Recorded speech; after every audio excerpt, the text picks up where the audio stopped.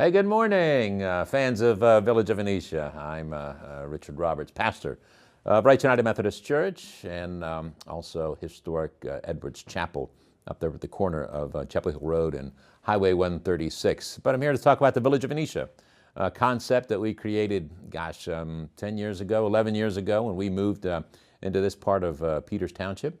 It was just, I arrived there and said, man, oh man, this is the village. I mean, it's got a school, which is an old school, the Venetia Heritage Center right beside us, a church, a restaurant. The open restaurant was there at that time, but now the country store fulfills both of those things of being a store for mercantile and also a restaurant. And if you want a good place to eat, go to the country store. Their breakfasts are incredible. You got to park like on the railroad tracks sometimes because they get so busy down there, which is good. I mean, it's good to be in that kind of fellowship. I was down there Thursday talking to Carter. He and his wonderful wife, Charity, run that place. And I was just telling him about Village of Venetia's coming up. And the light up night, which we had last Friday. And this is kind of a little reflection on that. We had less days between Thanksgiving and light up night this year, and so we didn't have a chance to come in and do a light up night, but I'll give you all the details of it, and I think we even got some clips that we'll share from a class project that folks were doing here at Peters Township High School. But it was last Friday, and it was a little chilly, if you remember. Gosh, we've been doing wonderful days like today. Today is a Tuesday, and it's the 10th, I think, and it's 50 degrees out there already. I mean, wouldn't that have been nice to have for light up night? But it was in the 20s, so it was a little chilly.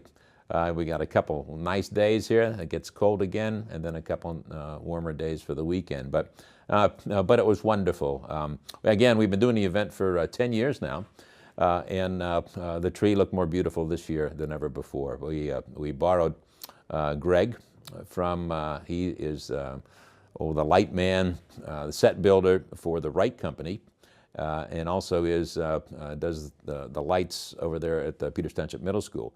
But he spends so much time at Wright's Church doing all the productions for the Wright Company that I said, Greg, I need help with these lights. We put them on new last year on this 30-foot Christmas tree. It's the tallest tree in, and that's, can I comment on it right there? Yeah. Oh, yeah. That's the caroling that we do right before we light the tallest Christmas tree. And there's me playing the guitar up there in the corner. See, there I am. Doing a little Christmas caroling. And then we flip the switch and turn on the lights. The tallest Christmas tree in Washington County. That's the train club that meets upstairs. And if you like trains, if you enjoy that, you'd enjoy the train club because it looks like Mr. Rogers' neighborhood. Isn't that wonderful? Or if you've been to the Carnegie Science Center. I'm a train guy myself. And so, and this was part of the idea of doing a light up night. When I first moved there, their organization with Peters Township Police Department and the Model Railroad Club there were getting together and doing these scenes and doing this train stuff. I was up there and I thought, man, oh man, this is what we need. We need to show this off to the community. That was the craft show that we did downstairs. It was the second year for these kind of crafts, I believe, and that was a lot of fun. Those are the food that we had in the basement of the church. We had constant entertainment for 2 hours from 6 to 8. Different folks from Kathy's Music, which is right here in McMurray, and so they were. We had music upstairs, downstairs. There was a recital going on upstairs in the Great Hall in the sanctuary of Wright's Church. And if you haven't been by for the holiday time to see all the lights, I invite you to come by. We turn them on every night. And on Sundays, come by. 9:30 service. The church is absolutely gorgeous on the inside. It's built in colonial times. We celebrated our 100th year last year of anniversary of the building, 200th year for the congregation itself, all the way back to 1823. Now that original building is gone. It's back on Sugar Camp Lane over there. There was a tornado 100 years ago. You know, we had a tornado this last year that came through Peters Township 100 years ago. That's what tore the old church down in 1823, and then they rebuilt it, or in 1922, and then they rebuilt it right there where we're at, right on Venetia Road. But it was a great night. So you saw the trains, you saw the craft show that was downstairs. We'll have another craft show coming up in the spring. And my whole concept of idea when I came up with this 10 years ago, Village of Venetia, was to do a light up night, again, with trains, with crafters. Now this was before they had the Market Square. You know, if you go to Market Square in Pittsburgh, it's wonderful, and they've got these little booths, these little wooden sheds that they put out there. It's a wonderful atmosphere. That's what I was hoping for, to come to the Village of Venetia for our light up night, based off of the mission work I used to do when I went to go to Russia.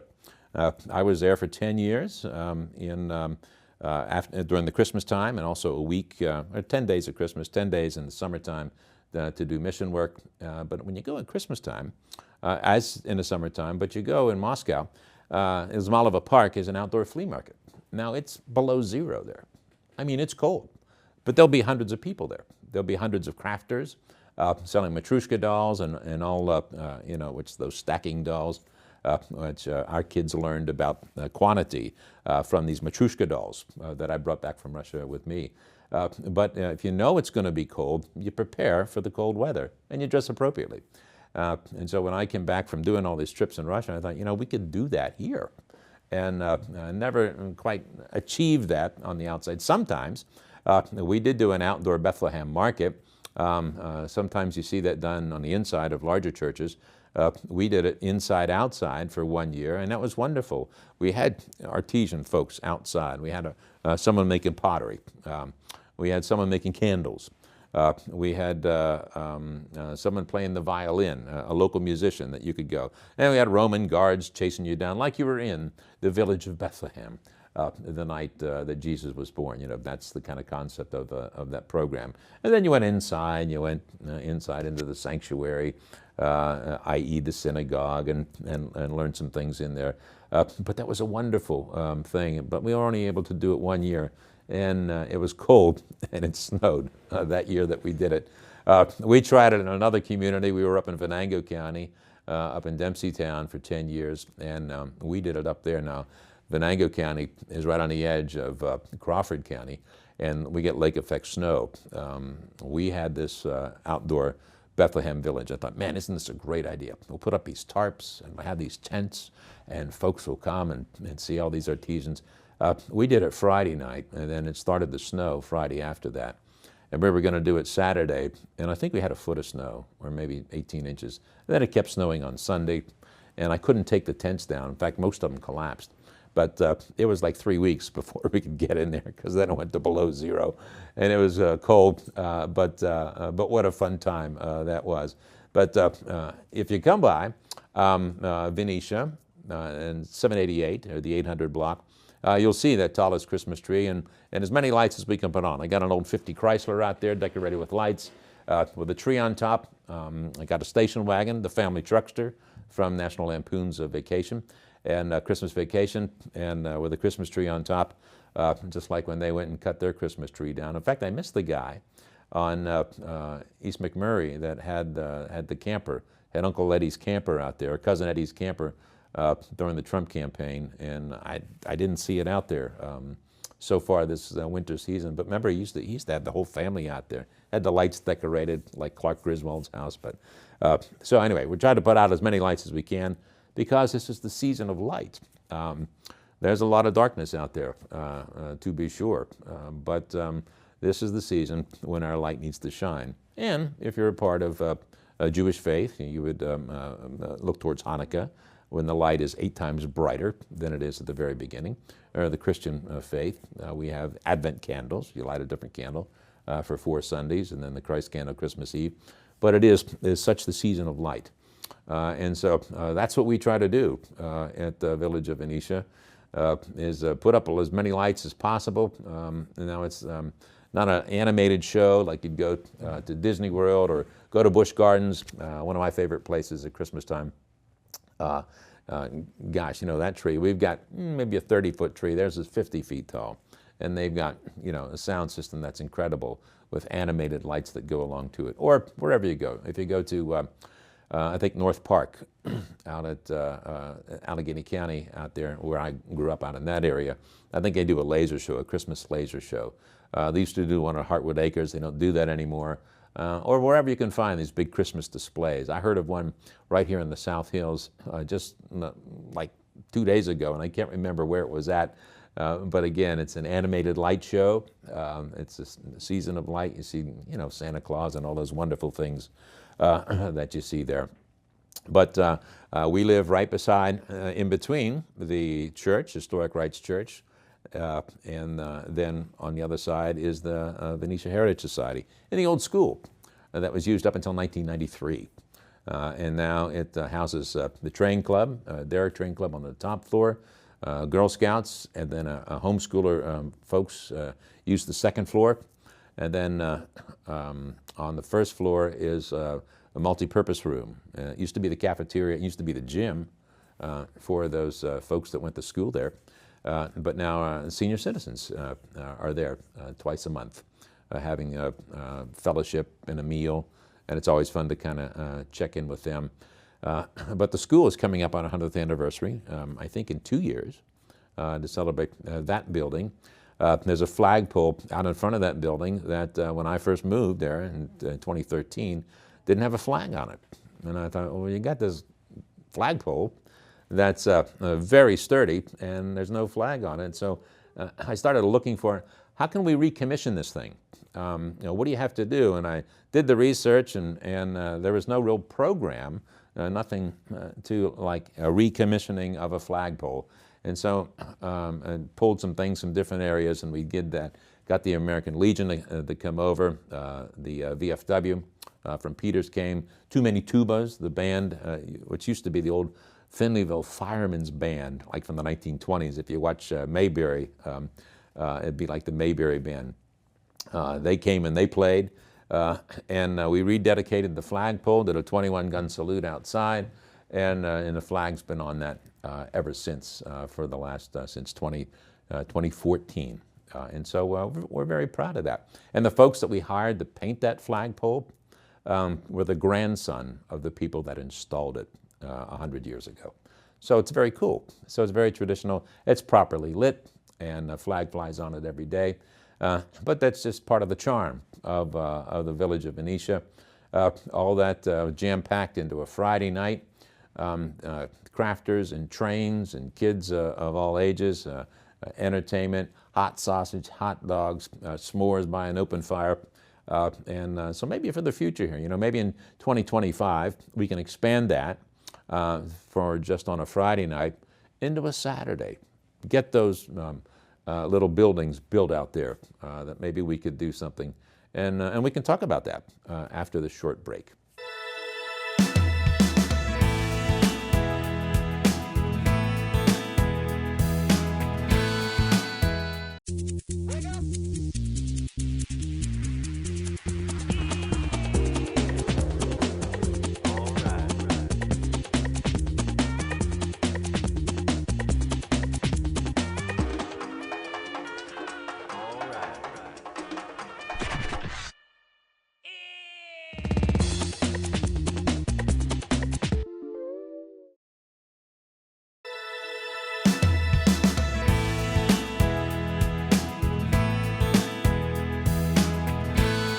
Hey, we're back, Village of Venetia. We've been talking about the Light Up Night, which is Friday on the 6th, and from 6 to 9. And it was a wonderful time. It's our 11th year to do that. We moved here in 2013, and it gets a little bit bigger and brighter every year. The lights on the tree come by, and they're fantastic. Our poor tree, if you come by during the daytime, it's going to look like Charlie Brown Street. And we've already had arborists come and look at it, and the folks said, the tree's got to go, it's dead.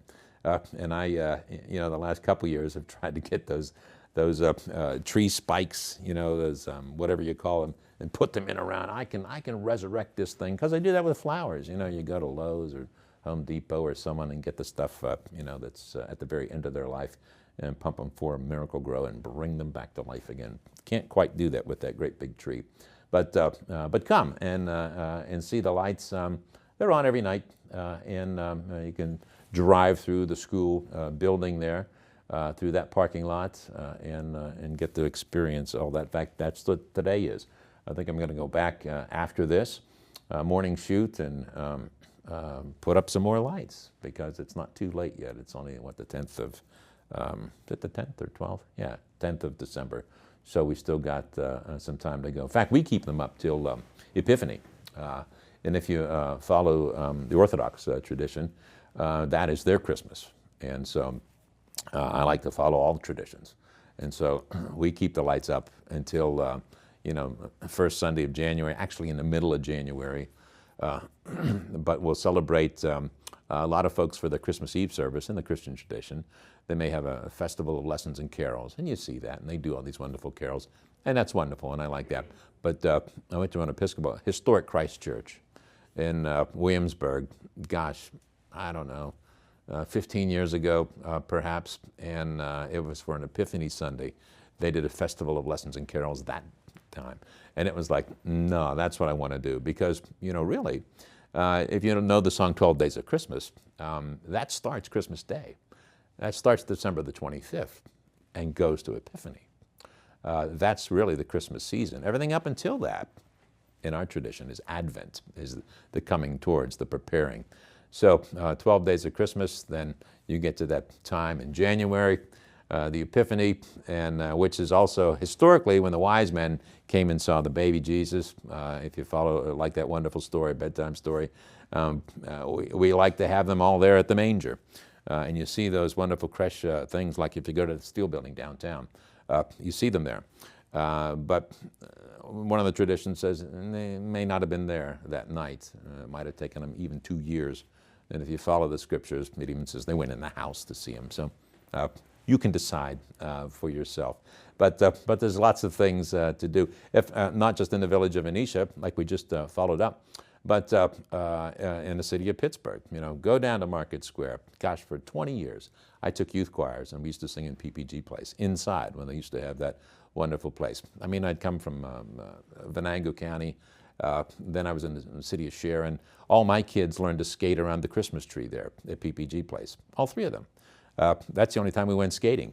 We'd take the kids down, we'd sing in town, eat at Moe's there in Market Square, and we'd go ice skating. And so that's just a big tradition for our family to do that. And so Christmas is all about traditions, if you enjoy that. A new tradition for me is watching the Hallmark Channel. Do you watch those movies? There's a formula that they go with, and I was at our largest United Methodist Church. Gosh, I was there for 10 years in a row. I went for continuing education in September, but this started about 20 years ago.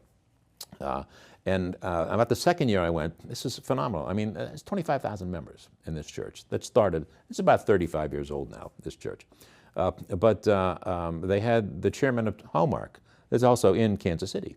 He came and spoke to us. A lot of us were pastors, a lot of lay people, and told us about the mission of Hallmark. And I was so impressed by that, because this is what it is. Hallmark's mission is to create a more emotionally connected world by making a genuine difference in people's lives. Just think, if you were able to make a genuine positive difference in people's lives every day, how much better the world would be. And so if you know that Hallmark mission statement, and again, I heard that 15 years ago, 20 years ago, I thought, right. And so you see these movies, they're all the same formula. If you do any online stuff, you see the Holderness family. This guy, I think he was an unemployed weatherman or something, but during COVID lost his job, and he and his family started doing these parodies of music and things. Holderness, I think, is their name. And they did a parody of Hallmark movies because it's the same formula. You have a guy and a girl, and living in the city and then moving to the country, and oh, isn't the country a beautiful place? But I got to go back to my job. You know, it's that kind of a push and pull me kind of thing. But it always ends up good and positive. Again, making a difference in people's lives, and that's what, gosh, that's what Christmas in the village of Venetia has been all about for me, is bringing light in a place of darkness. We first moved there, there wasn't any lights out there. We don't have street lights, you know. So we put a light on the flag, you know, for 24 hours. I mean, 24 hours a day. We put Christmas lights out, leave them up till Epiphany. In fact, we got a star that we keep on the church at all times, because we have become, and the lights in out front, we want to be known as a place, as a theatrical arts place, and we've become that. You know, gosh, I've been pastoring since 1981, so it's been a long time. When I was in college, but now it's coming around full circle. This is the culmination of all this work. Is we've got the theater groups and the choirs and the musical groups that meet at Historic Rice Church and the Wright Company. If you haven't seen any of those productions, they are amazing. Laura, who does the is the director of the middle school productions. Her and Nicole put together fantastic productions there for the Wright Company. They just got done doing Willy Wonka in the Chocolate Factory 2 weekends ago. In fact, Willy Wonka, I think, is running audio this morning. And so I want to say hi to Atlas out there. But the place will be packed. There'll be 50, 60, 70 kids on stage. And we do it all right there. And all we have to do is provide, you know, when I was younger in the ministry, I was the one that had to do the directing and had to play the music and everything like that. I don't have to do that anymore. We just provide the spot and the encouragement and say, go, yeah, that's what I was doing when I was 12 years old or 13 or 14 back in little villages of Sharpsburg where we worshiped at. And that church, the building's still there. It's a beautiful building. H.J. Hines, if you, I get a little weepy-eyed when I see a ketchup bottle. You know, he was the Sunday school superintendent of that little Grace Church back in when it was built, 1872. But the congregation is gone. The building is still there. But I remember going to Hines Hall when that was just rehabbed from being the Stanley Theater downtown, if you remember those days. We saw Jesus Christ Superstar, maybe 1972. I was 12 years old. We'd see it at Hines Hall. I think Ben Vereen, I think, was actually King Herod in the first production there, first touring production perhaps. We came back and we did it in Sharpsburg, an interfaith group. Pulled kids together from the Episcopal Church, the Catholic Church, the Baptist Church, and we'd do Jesus Christ Super. Back then, 72, you know, 40 years ago, you weren't worried about rights and things like that. We'd see Godspell. Gosh, let's go do this. You know, you get the record and listen to the record, and you do Godspell. But now they're doing a very professional job now. And Willy Wonka and the Chocolate Factory, gosh, we've seen Scrooge, the musical Scrooge, The Wizard of Oz, Conjunction Junction, what is that, after school thing, Schoolhouse Rock. Oh my goodness, the shows that they do are just professional quality. And the cool thing about it, we pack the place out. I mean, Sunday mornings, if you're afraid of crowds on a Sunday morning, come to Wright's Church. You're not going to be in a crowd. You're going to be less than 20 people on a Sunday morning. But if you want to be there with a crowd, you know, come to one of the performances of the Wright Company or Kathy's Music.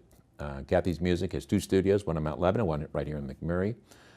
They are the preeminent kinder music foundation in all the world. They won an award last year for being #1 in kinder music, which is training for small children, music theory and music performance, and it's just a fantastic program. But they do all their recitals now at Wright's Church. It's a beautiful building. Again, 100 years old. The acoustics are just right. And so they do the recitals there. And they did them last weekend. Place was packed. Parents, grandparents, you know, kids and friends, whether it's piano or voice or guitar. But again, they've made Wright's their home. South Hills Children's Choir. If you are looking for some to hear some wonderful, incredible children's choral music. They're amazing. They were at Carnegie Hall in New York City back in June. They traveled around. I think they're planning a trip to Paris, I think, coming up. But they're very well done. Again, we're their home right here at Wright's Church, and we're glad for that, that they can come, and we can give them all the encouragement and all the nurture in a nice, safe environment. So be thinking about that. You know, if you've got kids at home, kids of all ages. The Wright Company goes all the way up, and I think, well, they all do. I think every one of those studios go up until you're high school, until you graduate from high school. And then you can come back and be a part of the Alum Association, coming back and be a part of a teacher and to be an encourager. Again, it's making a difference in people's lives. You know, this wonderful thing on Peters Township TV, I was doing this, gosh, in 1996 down in South Carolina, a little seminary. I was finishing up my work in due west South Carolina, Erskine. They had a couple of old VHS cameras laying around, and I always liked media. I thought, well, let's do a daily show, and so I put together a little show there and started doing Spotlight on Erskine, and it was a wonderful thing. I did it for the 3 years I was there. Started broadcasting the basketball games from the Flying Fleet there at Erskine, the volleyball games. And anything, or you know, bought a new fire truck. So there's me with a camera riding on the side of a fire truck going down Main Street. The Due West Cafe. I take the camera over there and do a remote at the Due West Cafe, and interview the banker or the football coach or the soccer coach, somebody that won overnight. And it was just a wonderful thing. Again, it's making a difference in people's lives for a positive impact. Gosh. Fred Rogers did that for a long, long time, and his legacy continues today. Charles Schultz did it with Peanuts comic strips. Again, being a positive, making a difference in people's lives. And so that's encouragement for you for this year to come up. It's for 2025. Hopefully this will be shown into the new year. Although it's December the 10th, it'll fly by until we get to the Epiphany. In January. So come by Village of Venetia, 788 Venetia Road, and see the Christmas lights. They'll be burning now until the middle of January, and come and enjoy all the light that comes into the darkness. God bless you.